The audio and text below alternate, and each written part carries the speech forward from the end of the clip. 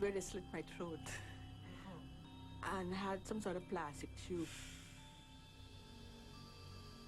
The IV site went bad here, and they cut it out and left me with a scar. And I also have the scar from my feeding tube.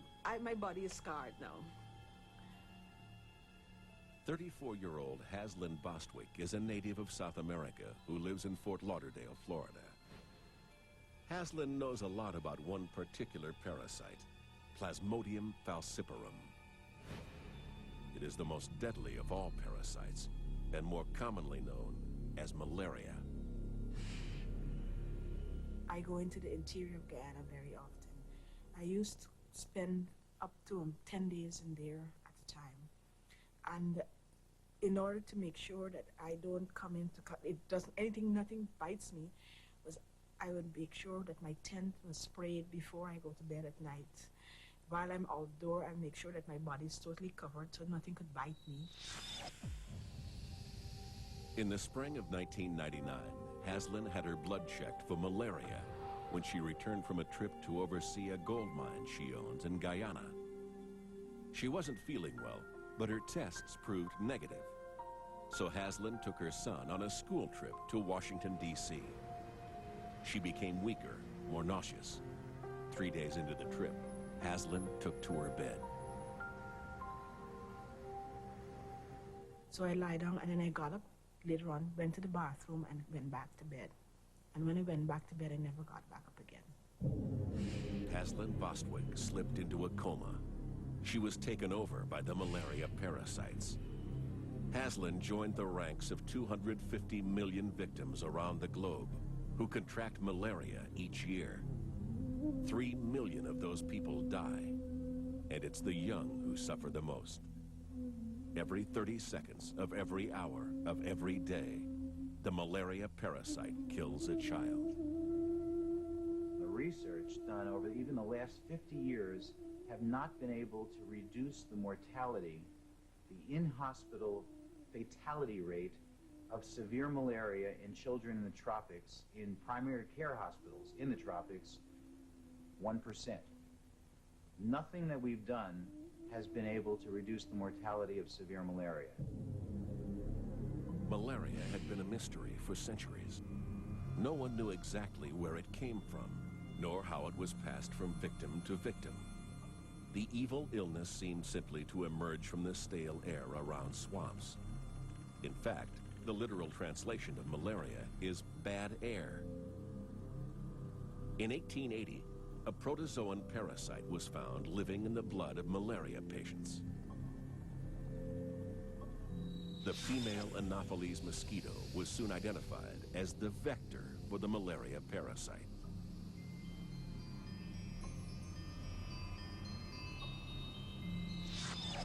"60 years later, malaria was still the leading cause of sickness and death in humans on Earth. The medicine quinine, made from the bark of the cinchona tree, had been used to ease symptoms for 400 years. But it took until the 1950s to find hope in a weapon that would wipe out malaria's carrier. Chlorinated hydrocarbon insecticide, DDT. There was nothing quite like it before, and there has been nothing like it since.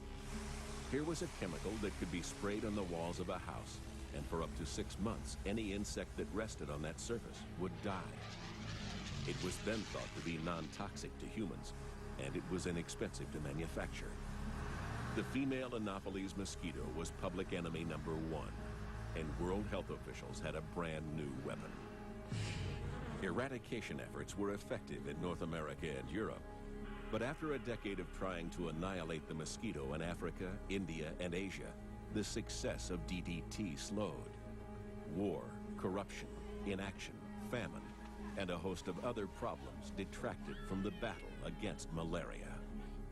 By the late 1970s, the World Health Organization bitterly admitted that malaria was back and worse than ever. Today, only the HIV virus comes close to the destruction malaria brings upon this earth. It's estimated by some economists that malaria alone reduces the gross domestic product of the countries in sub-Saharan Africa by about 1%, perhaps even more. That translates into billions of dollars of loss in those countries every year. So it has an enormous impact. In every military campaign in which U.S. forces have been involved in the last 100 years, where malaria was transmitted, we've always had more casualties to malaria than we've had from hostile fire. That means, from a military perspective, that malaria has tremendous mission aborting potential. The swamps around Haslen-Bostwick's South American gold mine were a perfect breeding ground for the Anopheles mosquito. As the mosquito fed on Haslen's blood in its nightly ritual, it released thousands of thread-like malaria parasites that were stored in its salivary glands. For 12 days, Haslen would go without symptoms while parasites invaded her liver and transformed into organisms that moved on to her red blood cells. The tiny creatures divided and multiplied by the millions. They became so numerous that her red blood cells exploded. By the time Haslen fell into a coma, parasites were shutting down most of her vital organs, including her brain. The only organ that was functioning was my heart. Everything else had already shut down by the time I got to the hospital. And they had to pretty much, they had to put catheters and whatever else they had to put in me. Dr. Stephen Hoffman was rushed in to work with Haslen. So what was going on was these parasites were binding to these small blood vessels in her brain and blocking up blood flow. If there's no blood flow, then no oxygen gets to your brain and you slip into a coma. After centuries of suffering and death, decades after the discovery that malaria is a parasite, and research into a cure, there is still no effective modern drug to combat malaria in its late stages. And there is no practical vaccine against malaria. We're in a situation where the two major drugs in this world used for treating severe malaria, cerebral malaria, severe malarial anemia, hyperparasitemia, high levels of parasites in the bloodstream, are quinine and artemisinin derivatives. Both of those have been available for hundreds, if not thousands of years.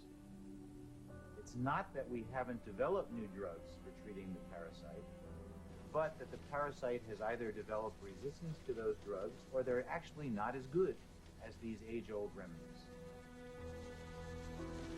Through the developed world's best medical efforts, Haslen did stabilize, and miraculously, she survived.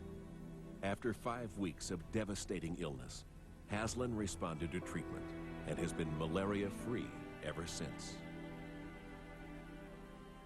This particular parasite kills, and not